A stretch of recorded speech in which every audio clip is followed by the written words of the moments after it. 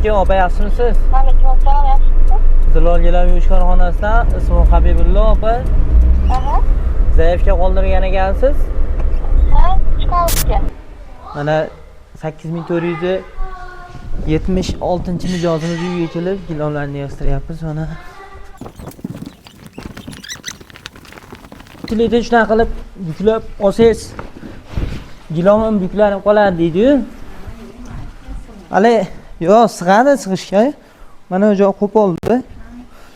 Keyin buni borib yuvgandan keyin tekis bo'lib qoladi, opa. Har bitta gilamga shunaqa qilib urib